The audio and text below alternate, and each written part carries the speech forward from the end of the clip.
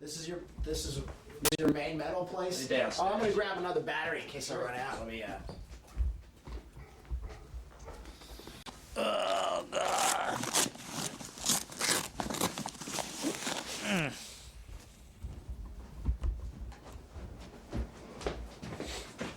All right. One down.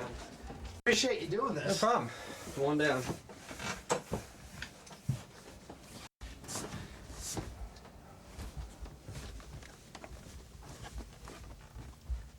I don't know what you want to see or look at. Wow, you got a KISS pinball machine.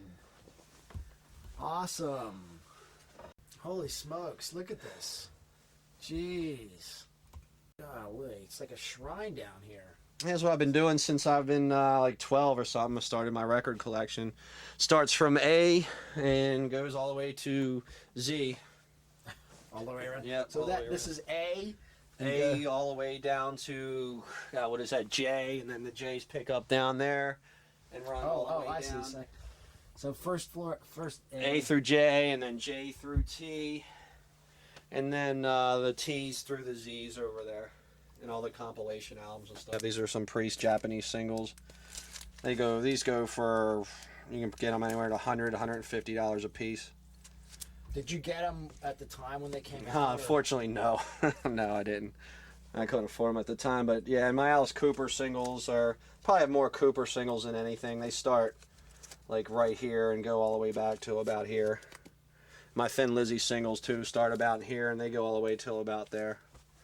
Have a lot of them autographed and stuff, but yeah, they're worth a lot of money. And over here's my CD collection. I'm a big vinyl buff. I like vinyl better than CDs. I have a pretty decent turntable here. If you have a decent turntable, I think they sound better than CDs. Have a lot more bottom end to it. Of course, you hear the clicking of the record, but that doesn't bother me at all. And of course, my CD collection. Some things you have to get on CD because they're not on vinyl. But what I like about vinyl is the album covers, the gatefold sleeves, the inner sleeves. Just a neat packaging. So you were a beer can collector? In the 70s, yeah, when I was in probably 5th grade, 4th grade, something like that. I had all these stored at my parents' house when I moved out. They're telling me, what are you going to do with these cans? I was somewhere where I saw them all over a wall. I said, cool, I'll cover one of my walls with them. So that's what I did. That's pretty neat. And this one was cool because it had Thin Lizzy listed on it. I brought this home from Sweden. When I was over in Sweden, I had to bring it home. It had Thin Lizzy on it. What I'll show you here, I was telling you that I started a fanzine in the early 80s, and this was my first issue of Grinder. This band Overkill we put on the cover. I was told years ago by a couple members of the band we were the first magazine to ever put them on a cover, and they've probably done somewhere between 10, 15 albums. They're known worldwide. There's a shot of Rob from the Civic Center in Baltimore. Wow. That was on the Screaming for Vengeance tour. What year was Screaming for Vengeance? 82. That was at 82. And you were there? Yes. That was one of my favorite concert memories because I was, like I said, a big Priest fanatic, and I wanted to go. They came around in 1981 on the Point of Entry tour, and I wanted to go. My parents would not let me go. My brother and his friends were going, and for certain reasons, she didn't want me going with them and her friends, and I was pretty upset about it. But I got to see them the following year, Screaming for Vengeance. I got to go, and that was a big deal for me. It was like seeing at that point they were the biggest icons in my life. Probably was Priest. And going to see that show, Maiden opened for them then too on their Number of the Beast tour. But seeing Priest that night, that was one of my favorite concert memories to this date, no doubt about it. All right, I guess we'll start with Rock-A-Rolla. This is their first Priest album, and this here is, I wouldn't really call it a heavy metal album. It's more hard rock. I think at this point, they haven't quite got their style down, which they became known for. It's a great album, though. I mean, there's songs like Never Satisfied on there that are just great songs. This album came out, let me just double check here, make sure I'm telling you right. Yeah, 74. This album came out in 74. Great album. It's more considered a hard rock album. It's one of the most, a lot of Priest fans don't really, this isn't one of the top ones on their list, but I think it's a very important album. Great album. These songs had been around for a while before it finally got recorded, but it's a hard rock album. Definitely a good album. They were just kind of, at that time, establishing their style. Hadn't quite followed in. This is just another pressing of Rock-A-Rolla. Okay, this album here, Sad Wings of Destiny, I consider to be one of my favorite albums of all time. I think that this album is just superb in every way. The vocals on this album are yet to be touched. I mean, they're just glass. They're like glass. They're in great vocals, great songs. Some of my favorite songs of all time are on this album, that being Dreamer Deceiver and Victim of Changes, two of my all-time favorite songs ever. This album is, classic to just about anybody. A lot of people that didn't really follow Priest, they go back and hear this album, don't think it's quite a metal album. The songs on here are definitely metal songs, and like Genocide, Tyrant, Ripper, all of them are considered classic Priest songs. Same with Victim of Changes. One of my favorite albums. I think this album kind of got discovered more a few years after it was out. This is just another pressing of it. Different countries, different record labels, something like that. Sin After Sin, another great album. This came out in 1977. Was produced by Roger Glover of Deep Purple. This album was even getting closer to that Priest sound that they had already pretty much established. This just kind of finalized it. The production on this album's a little dry, but Sinner is a popular Priest classic off this album. Definitely a pretty good album. This is 77 that this was. This is just another pressing of the album. This is like with a gatefold sleeve from I believe this is from Spain. No, Argentina. This is an Argentina pressing. Same album, just different cover, different picture sleeve. This is just a best of picture disc. This is a bootleg album from '78. It's just a best of album, regular album. Now this here I think is definitely another one of the greatest albums that exist, Stained Class. This was definitely, I think at this point, '78. I'd consider this heavy metal. Songs in here were just incredible. All the songs. Beyond the Realms of Death's another one of my favorite songs. You have stuff like Stained Class, the title track. Exciter's another Priest classic. Saints in Hell. And actually this album is the album that unfortunately got notoriety for the wrong reasons. I forgot what year it was. A couple kids committed suicide. Claimed it was listening to Judas Priest album, and it was the song Better By You, Better Than Me, third song on side one.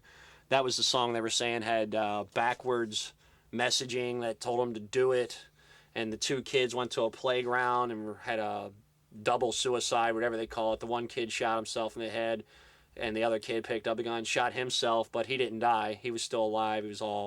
Face was all totally deformed, and they did a documentary on that, and they interviewed him, and he said Judas Priest was the reason he did it. But they went to court, and Priest won. They looked in the kid's background. There was history of suicide in his family and drug problems and alcoholism and all those family malfunctions. But this album, if you ask most bands, people, this is one of Priest's best albums I think they've ever done. Great album. I consider this like one of the first pure metal albums. I mean, there's a lot of metal albums before that, but this one solidified it. Now, had you discovered them by this point, or? No, unfortunately I didn't. I still did not know about Priest at the time this had come out. I've heard of the name. That was about it. This is just an EP of Take on the World. This is a clear vinyl EP of Evening Star. It's clear see-through vinyl. See, it's I miss vinyl. Where is it? You can see it's a clear. It's not a picture disc. It's a clear see-through single of Evening Star. This is another Priest live bootleg. This is the first live bootleg album I ever bought in my vinyl collecting days. I bought this one. The sound was horrible. I think I paid a lot of money for it at the time, and I was disappointed in it. But now I wouldn't part with it for anything, as I learned to appreciate the bootleg recordings in due time. This here, Killing Machine. This album is entitled Hellbent for Leather in the U.S. Other countries, this is a Japanese pressing. It's considered Killing Machine. Had two different titles. This had one less song.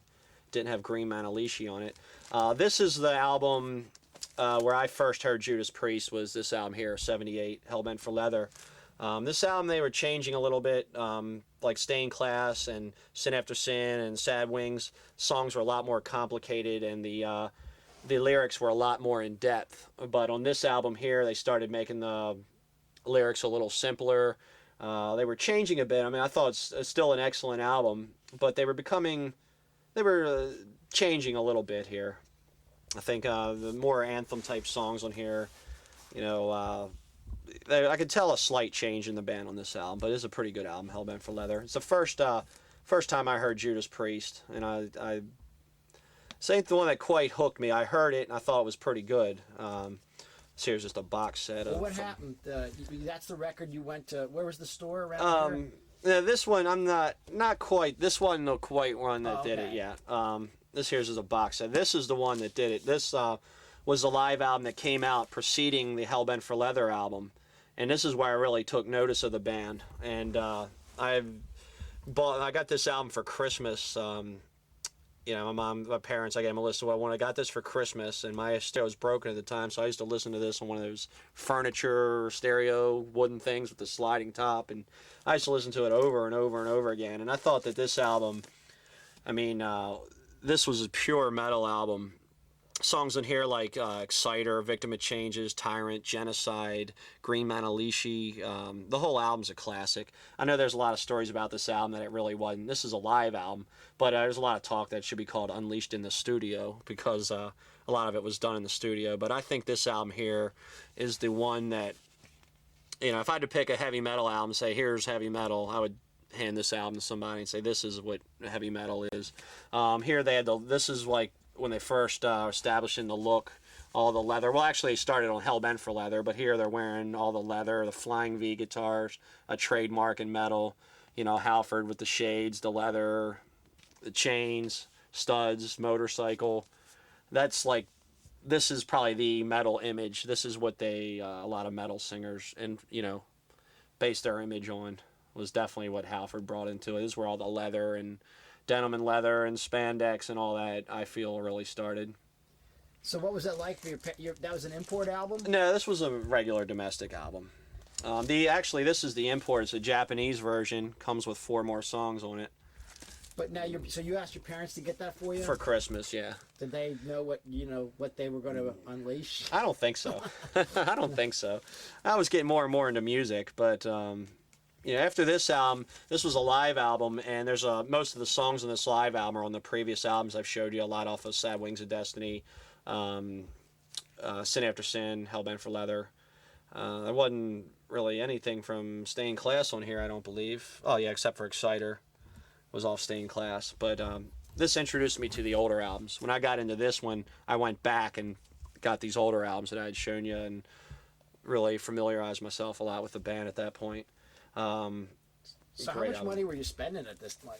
Well, at this point in my metal buying days, I didn't have a job. I was in like junior high school. I'd do what I could to get money, mow the lawn, do chores, get an allowance, and I would save all my allowance so I could buy metal albums. Me and my friends would all buy different ones because none of us had jobs. That way we all had everything. If each one of us took turn, bought something different, we could all listen to them and tape them and whatnot. But somehow you still wound up with everything anyway. Oh, eventually, yeah. Eventually I got everything. This says just a Japanese pressing. This is a bootleg live album. Okay, here is the next studio album after Unleashed in the East. And this kind of, where Hellbent for Leather was changing, this is what it changed to.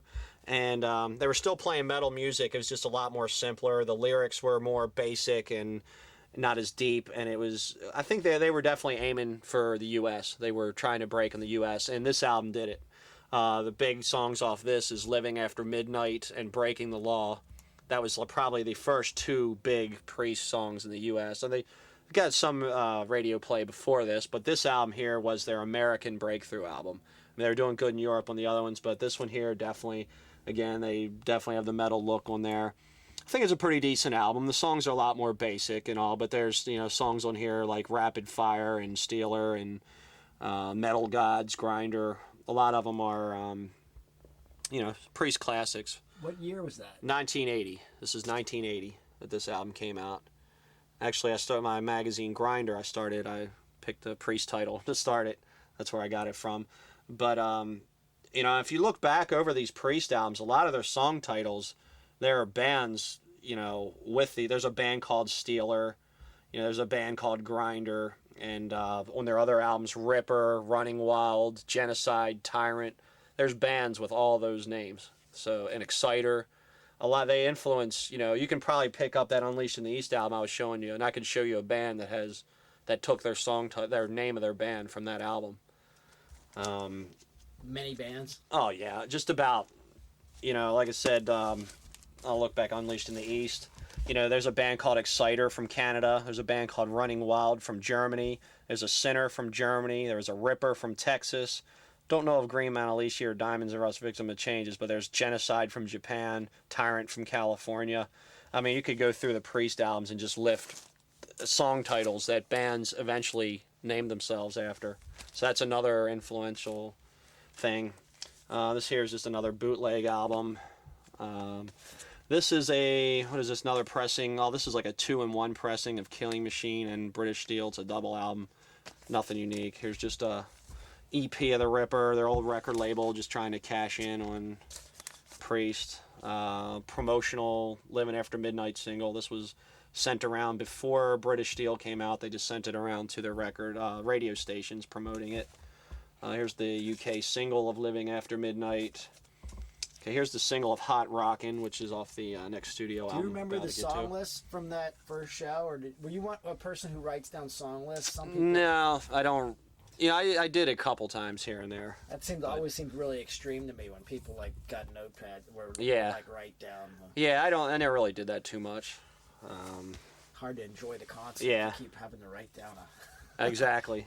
Here's just another promo heading out to the highway promoting the upcoming Priest album, Point of Entry here.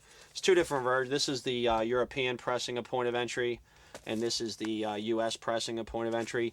This album was changed again from British Steel. This is a little bit more lighter. At the time this album came out, I liked it a lot, but now I look back over their collection, I consider it, kind of down the list. It was just, I don't know. At the time, there's a couple good songs on here a lot. Like, I think Solar Angels, Desert Plains are pretty good songs. But they had hits with Heading Out to the Highway and Hot Rockin' were a couple big hits off here. They toured in 81 with Iron Maiden on Maiden's second album, Killers, was out. Same time this came out. And so that was a great bill for 81, Priest and Maiden. They played the Civic Center in Baltimore. They played the Cap Center in D.C. This is a concert, my first opportunity of almost seeing Priest. Parents wouldn't let me go. My brother and his friends were going. They were 10 years older than me. I was probably 13 at the time or something like that. And for obvious reasons, she didn't want me going with him and his crowd. I was not too happy. I remember I was pretty upset about that, and I was mad at my brother. But hey, that's just how bad I wanted to see him. that was Heading Out to the Highway. Yeah, exactly. It was just another promo live thing. It was only given to radio stations. Super Groups Night on the Road. This was a promo album. It was a concert series on the radio. This is the actual vinyl of the radio show. Were you a big 98 Rock fan, or that station? Or it was okay. They went through a lot of changes. It depends what they would play. They would just... Problems with corporate radio, they're only told a couple hit songs to play, and they'll play them over and over and over. They never really dug deep into the album. This here's another live bootleg album. That picture taken was from the Hot Rockin' video. Here's the next studio album they did, and this was a great album, Screaming for Vengeance, a big step forward from Point of Entry. This album really, Hellion Electric Eye, that song was just totally metal song that I totally got into, this whole album. This is the first tour I saw Priest, 82. Again, Maiden played with them.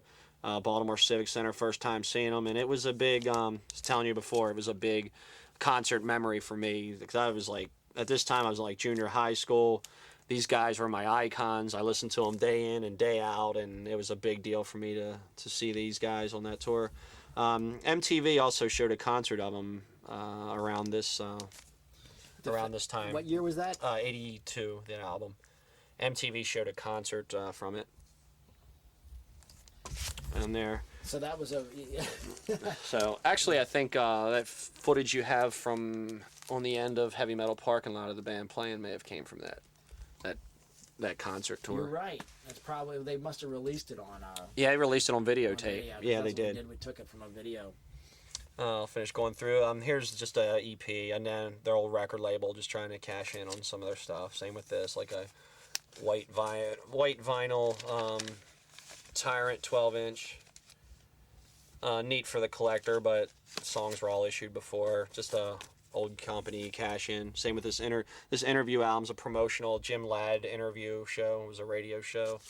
Another Jim Ladd album. King Biscuit Flower Hour radio concert used to come on all the time. I forgot that guy Jim Ladd. Yeah, he used to interview the band. Yeah, it was called Interview was the name of his show. Is he still around? I don't know. I have no idea. That stuff. I remember they used to. Yeah, they get all those bands and they'd press them on the vinyl. Yeah, like these here were. This is what the radio would actually play. This is like the King Biscuit Flower Hour of a concert. Here's like a best of tour picture disc. They only sold that on tour, pretty rare. Bootleg album from the show they did at the US Festival. Another compilation album of their old record label cashing in on them. What do you think of the album design? I mean, that kind of, was there a particular artist that they always worked with? On this album here, this guy Doug Johnson did this Screaming for Vengeance album. It's just the American pressing. Yeah, they used him on a couple albums. This is the Hellion, is the name of the creature on here. A lot of bands started taking on kind of mascots or something. Priest never quite did, but they started this mechanical looking I guess Iron bird. Maiden had Eddie, yeah, exactly. Here's another bootleg album from '81, I believe. Another live bootleg album. Another live bootleg album. Another bootleg live album. This is a bootleg like picture disc, interview picture disc album.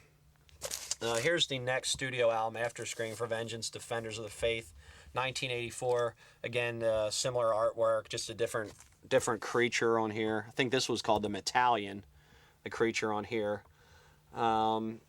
This is a pretty good album. Another one of my Priest favorite songs is The Sentinel, which is the fourth song on here. Great classic epic album. Free Will Burning was pretty ripping. Eat Me Alive was pretty good. It's a pretty good album. Not quite as what Screaming for Vengeance was, but still a decent album. And this was 1984. Metal was, going on pretty well. It was starting to change around 84 a little bit, which we'll get to in a couple of records here. This is a very rare album. This goes for, I bet, $100 to $150. It's a Japanese only best of album. Came out, nothing rare on it, just a rare special Japan DJ copy. Here's another bootleg album, live from '84, Rob with a Woman. I think that was taken, they did a photo session of a Penthouse women with Rob. And I guess this, he doesn't look too comfortable there with a woman. I don't know. That was all stage, whatever, I guess. that one. Was it in Penthouse? Did they actually print the picture? No, it was. It wasn't. They just. I think Priest management got a couple Penthouse models just to take some shots with Priest. So. What year was that? You think? I'm gonna say 83, 84. So all this is going on in the in the 80s. Yeah. So 80s was a real metal heyday. Yeah, that's when it started coming to life and becoming popular and radio accessible in the U.S. For sure, big time. Bands like AC/DC, Priest, Sabbath, Ronnie James Dio eventually in '83's solo albums, Maiden, that was all getting radio airplay. Even Van Halen was kind of tossed into that category. I could see their earlier albums had a type of, a little bit of a metal sound to it. But yeah, this is the 80s where that metal stuff started getting big. And yeah, see, you gotta have to give us a whole reason for that. Yeah. But I don't know. Go ahead. I'm going to run out of battery in a second, but I'll switch. Finish going through. It's just an EP, a single, a Free Will Burning off the Defenders album. It's promotional. Love Bites picture disc has the bite taken out of it, just in the corner. Just a promotional item. Another EP single. Another single. This coming with like a stencil and stuff in it. Different pressings had different stuff. Another King Biscuit album. Another bootleg album. Okay, here we are. This is Turbo. This is, the time this came out, 1986, metal was changing a lot. It was branching off into two different directions. The record labels were stepping in, making the music more accessible, more commercial sounding, more radio friendly, more lyrics were getting a lot less, very simplistic, juvenile. A lot of bands were going this direction. That was the sound, how the metal scene was changing. And Priest, to compete with this movement, had to, they did this album. And I think this is probably one of my least favorite Priest albums ever. I think they just totally sold out on this album. They were experimenting. Well, this you were saying about Turbo being a kind of a sellout. Yeah, well, I don't know, it was sold out. We're talking about the metal. Yeah, metal, and at this point, 86, between Defenders of the Faith and Turbo, there was 2 years gone by. 85, Defenders came out in 84, they toured on that album, and then they were silent pretty much until 86. They did a couple like benefit shows, I think for Live Aid or Us Festival or something. But the Turbo album here, between 84 and 86, metal had changed a lot. The mainstream metal broke off into two different directions. One direction, the metal was getting heavier, faster, aggressive, tuned down more, just really raw and aggressive. Where the other direction, the metal was getting more cleaned up, more polished, more radio friendly, more accessible to a bigger crowd, selling more albums. And Priest, to compete with that, decided to choose that direction. And doing so, they just the lyrics completely changed. The lyrics on here are very juvenile, I would say. Stuff like parental guidance and private property and all that kind of stuff. The lyrics are just very juvenile. They were just aiming for a younger, more radio-friendly crowd, and metal was going in that direction. The bands were wearing fancier clothes. They weren't as scraggly looking. They were using hairspray and bandanas and the spandex. They were actually, in a lot of bands were becoming more feminine looking, I would think, with the hairspray and the feathered hair, and it was just becoming more accessible, more polished, more cleaned up. And Priest went in that direction. For financial reasons, this album did good. Sold well. They, sold out tours all across the world. But for the true metal fan, a lot of people felt that they had betrayed the traditional metal thing and went in this direction. And I could see why they did it, to sell albums. But a lot of the true fans feel as though that they had kind of left. What was your feeling when you got this? What year was this? 86. So this was when we did Heavy Metal Parking Lot. Exactly. It's when you did 86. Tour. Yes, it was the tour. A lot of the regular metal fans were still at this tour, just to to support Priest, because what they've done, out of respect for all the good music they've done. But and this also opened doors, since they were becoming more accessible. It opened doors to a whole new fan base, because they were becoming more radio friendly and the music was more polished. A lot more people were getting accessible to it. I know a lot of people that didn't like the earlier Priest stuff. It was too raw and too heavy, or too, but when this came out, I know a lot of people that it was more, they liked it more. It was more lighter and more gentle, or whatever you want to call it. It was a lot more accessible, and it opened doors to a whole new fan base for them on this album. To pick back up where I left off, this is just another, again, Rob with a woman. This is Rob's Turbo look. You can see the feathered hair, the fancy clothes, but there he is with another woman. I don't know what's going on there. This is just a bootleg live. Yeah, you can see their look here has drastically changed. This is Turbo. They're just a lot more, I don't know, groomed looking or something. I don't know. Other Turbo EP, another bootleg album. This was a live album they did after Turbo. I didn't think too much of it. It was very studio done. It was done on the Turbo tour. Didn't really think too much of that one. This is another bootleg album here, and this is Ram It Down. This is the next studio album after Turbo. It was, at this point, this was 88, and since 86, metal had changed again. It took them 2 more years to do an album, and a lot of that hairband stuff and that polished metal I was talking about was kind of dying off at this album. A lot of the bands had, that scene was only happening for a couple years. A lot of the bands were fading out, weren't selling too well, and that's when Priest did Ram It Down album. And this album, they were going back to their metal roots, and it did halfway through that. It go. But it was still had that Turbo feel to it. This album is kind of in limbo for the Priest fans. It's like in between the metal and the polished stuff. So this album did okay. I consider it an average album. I like it better than Turbo, but still it's down the bottom of the list there with the rest. It's pretty cool. That's a pretty cool cover. Yeah, I always definitely. Thought the cover was cool. Definitely. And I think that's the one that we actually got backstage, and that's the show. That's we the actually tour. got Yeah. To see the concert. Yeah, I saw him a couple times on this tour also, 88. Never missed them. Now here's the album that put Priest back. Well, this is an EP from it, Painkiller. This album here, Go ahead and bring it out. Yeah. Actually, that's all right. You Okay. Put it right here on your. Okay. This album is the Return Priest album. I remember I was out one night, came in, I don't know, 2, 3 in the morning. Headbangers Ball was on MTV, and I turned it on, and the song Painkiller was playing. And I had a few beers that night, but I still, I knew what was going on. I was watching the TV. I was like, that can't be Priest. It looked like Halford, and the drums were just pounding, and they had gotten rid of the drummer Dave Holland and got Scott Travis in the band.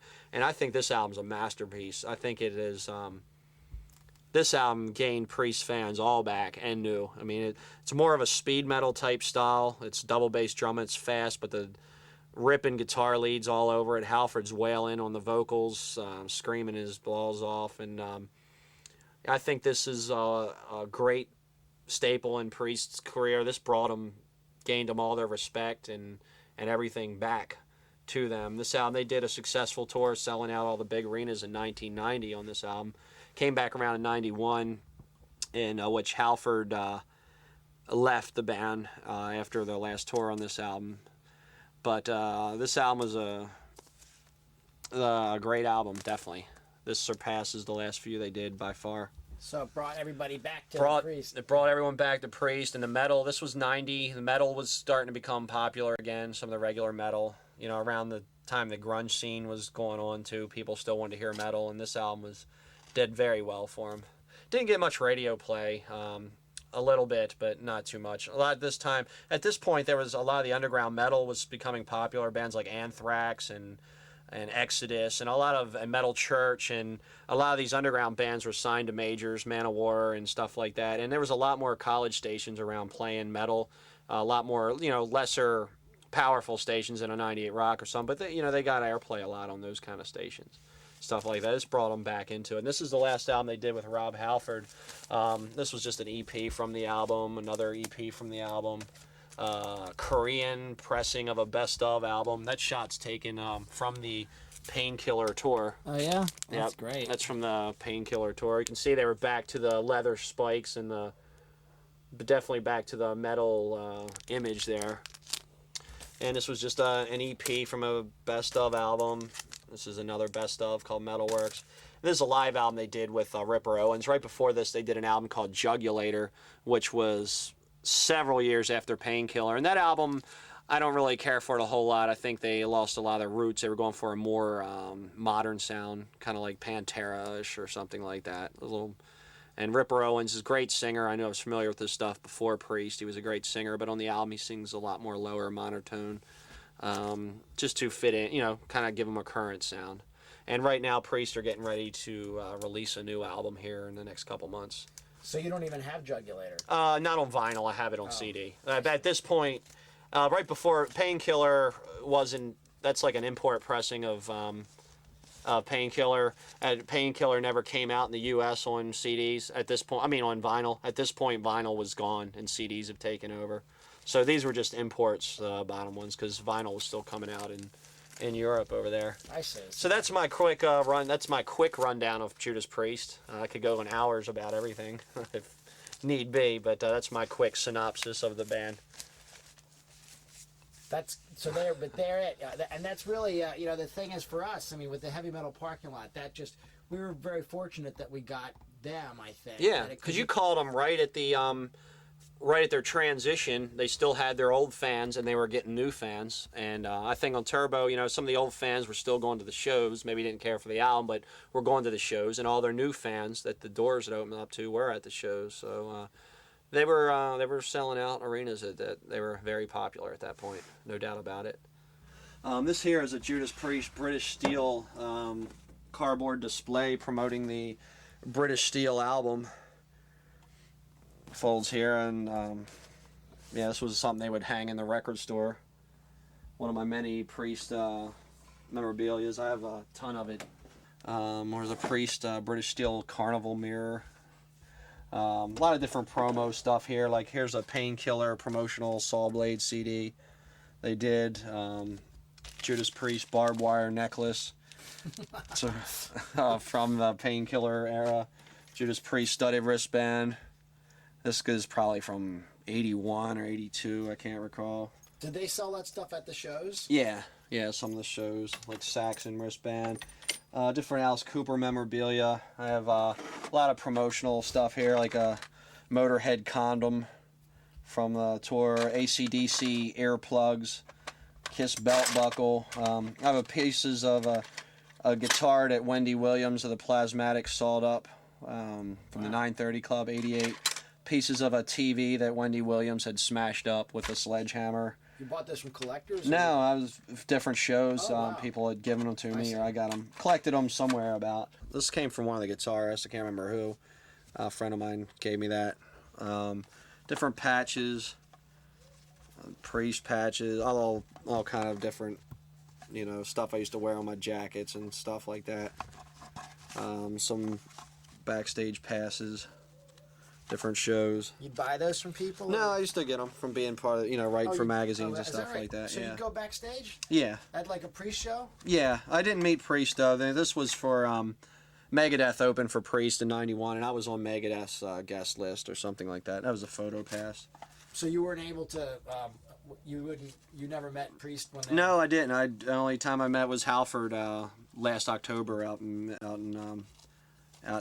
Minnesota. That's neat. So then you can. Kind of looks better. Looks better in with dark. So now that was Priest's trademark. Yeah, kind of. That the neon. I wanted to make neon guitars, and Priest at the end of their concerts would, as they're just belting out the last notes, Halford would stand in the middle with a guitarist on each side of him, and they would hold the guitars over his head, crossing them like that. And I just thought it'd be a neat the guitar thing. I mean, I didn't make this because of Priest, but it influenced my design. I just made them and put them up there. The first Priest show I have in here somewhere, and one of the first big arena shows I ever saw was Black Sabbath on the tour. But prior to that, I'd been to some shows. I've seen like Blackfoot and a couple other shows, but that was the first like big arena metal show. Where was the Black Sabbath Mob Rules tour? That was at the Baltimore Civic Center. And they also played the Cap Center, but I only saw them at the Civic Center on that tour. They played like 2 nights in a row. But yeah, I looked through all these ticket stubs, and it's kind of a, like, here's the pre-show I was talking about, 1982. Tickets were only $11 in Baltimore. And, I can look through here. You see Maiden from the Cap Center, AC/DC, even some Hammerjacks ticket stubs. There's Robin Trower, Vinnie Vincent. So what was it? What did it cost back? Like to go to a Capitol Center show in the mid '80s. I mean, do you have the turbo ticket there? Let me see if I do. Let me look through this real quick. These are in no specific order. Gamelan, Sabbath, Soundgarden, Metallica. Let me see here. Priest in '86. What was it? Do you know the date of that show in '86 when you did Heavy Metal Parking Lot? I think May 5th. Okay, this was August 27th of '86, but this was from the Baltimore show. Here it is. How about May 31st? Really? May 31, '86, Cap Center. It's $14.50. Wow, I always thought it was May 5th. It says May 31st. That's the first ticket stub I've ever seen. So it doesn't say the opening band. No, it just says Capitol Center, Judas Priest, Saturday 8 p.m. evening, May 31, 1986. $14.50. It was definitely a Saturday, so that must have been it. I might have another place to research that for you. Well, I always took somebody else's word on it. Word, yeah, but and so then they came back to the Civic Center. Yeah, like a couple of months later. Instead of hitting the same area 2 nights in a row. I'll show you some more of my collection stuff. These are just more boxes of cassettes. These here are tour books and promo books from just all over the world. Jethro Tull. I like a lot of hard rock too. Alice Cooper, Maiden, Jethro Tull were my band. I saw that. Yeah. I was there at that Bursting Out tour. Yeah, more. I got Priest programs from all over the world. A lot of stuff's worth a lot of money. Some of my Cooper books and all are worth a lot of money. There's a turbo picture for you. You can see how they look there. Definitely a lot different there than if you look at like Painkiller or something. Like here's a Japanese tour book of Priest. This is probably from '78. This is probably worth $100 or so. Here's like another Priest Japanese tour book from '78, and just tons of tour books I've collected or shows I was at. I'm a big Thin Lizzy collector. I have a huge Lizzy collection. Blue Oyster Cult's another favorite. Just tons and tons of, you know, Slayer, Metallica, Blue Oyster Cult, Anvil, another band I'm into a lot. Sabbath, Slayer, Bard, a lot of all kind of stuff. These are all tour books and all more or less. And one of my prized Priest collection. Oh, here's some more stuff. Here's some stuff I used to have on my vest in like junior high school. I had this Priest patch on the back of my jacket. Then I was getting to more underground metal, like this Accept patch was on my jacket. And here's an old Priest bootleg shirt I had from '81. One of them bootleg shirts someone sells on the parking lot. I used to wear this religiously. That was the front. This was the back. And the shirt became all tattered and torn, so I cut off the designs and saved them still. So I still have... So that was long sleeve? Yeah, it was a 3/4 sleeve shirt. Wow. God, I'd love to... That would be the hippest thing to wear. I mean, I wonder, there's got to be like... They were just like so over the top. Yeah. Know? They were just so... Yeah, this was a bootleg shirt of Priest. Again, I saved a design. This was an official tour shirt from the British Steel Tour. Unfortunately, I just have the design. I cut them up. I started saving them after that, and we'll get to that in a little bit. But yeah, these are just all tour books and various collectible stuff from all over. Maiden Counters, a Loudness promo pack.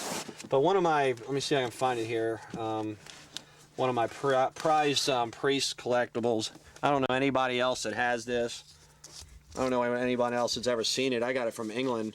It's a tour book from Judas Priest, autographed from the Rock-a-Rolla album, their very first album. And you can see they look a lot different there. There's Rob and Glenn, Ian and KK, and the drummer at the time, John Hinch. But yeah, there's a early shot of Rob right there.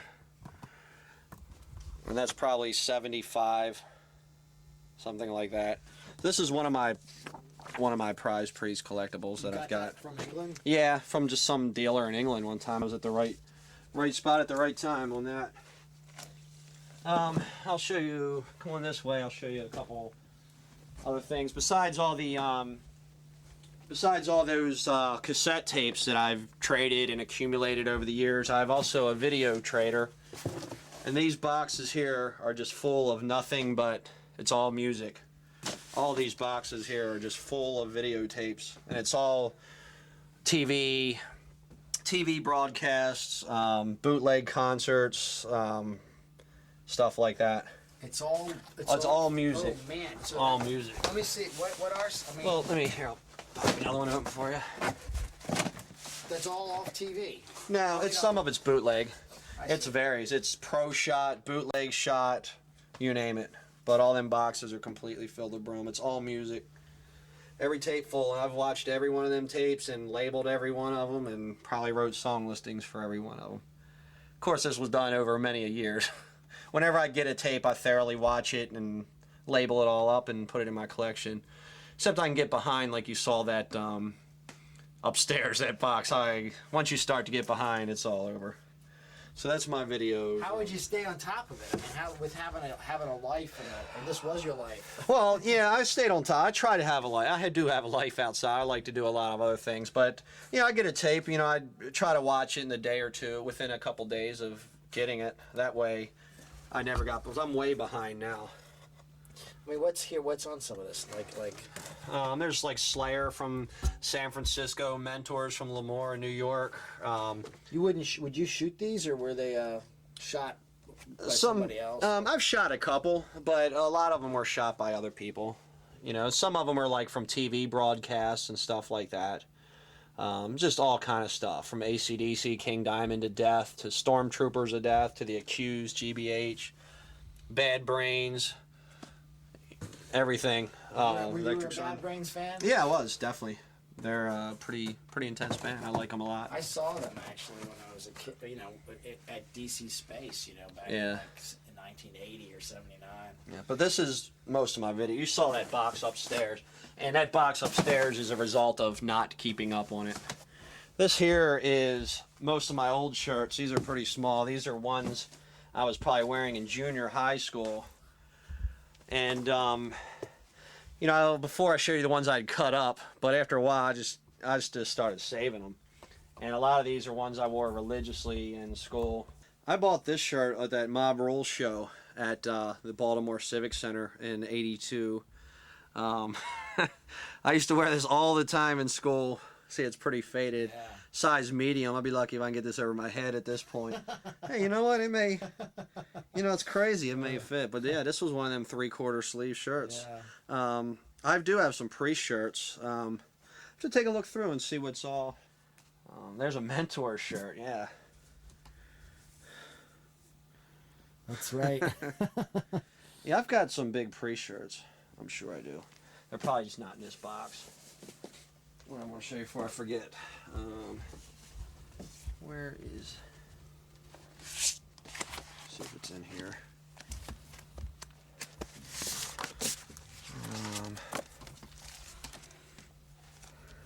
There's a lot of my autographs and stuff. Black Flag. Is that... Yeah, that's Henry Rollins' autograph, yeah. Slayer's autographs. Let me, I was going to show you... let's see what we got here. Remember these t-shirts, the Iron One glitter shirts? This was like that Unleashed in the East cover. Wow. Unused, of course. It's a lot of my Thin Lizzy stuff. Now, he died pretty young, didn't he? Yeah, Phil. He had pneumonia or something? Yeah, it was, he had drug abuse, but it broke down his, he didn't die OD, but he broke down from, immune system broke down. There was no shot of Rob with a chick. Wow. That was that. Cream. Yeah. What was your favorite rock and roll magazine? Mostly underground ones. Like the big ones though were sized to. I mean, early '80s I would buy Hit Parade or Circus. Cream. Cream was pretty neat when they covered a lot of bands. The other ones didn't. Those are great here we pictures go. there of like Rob Halford. And... yeah, just that's from the Painkiller era. Some backstage passes, another Priest thing. Yeah, these were just different shots. Got like countless books of stuff like this. Priest trading cards. My friend, this was the album cover of Jugulator, the one with Ripper Owens, and my friend made a parody of it called Jerkulator. He didn't like it, so he doctored it up a little bit. But there's an old shot of Priest from probably 77, 70. Let me grab that other box. Sure. Rob Halford.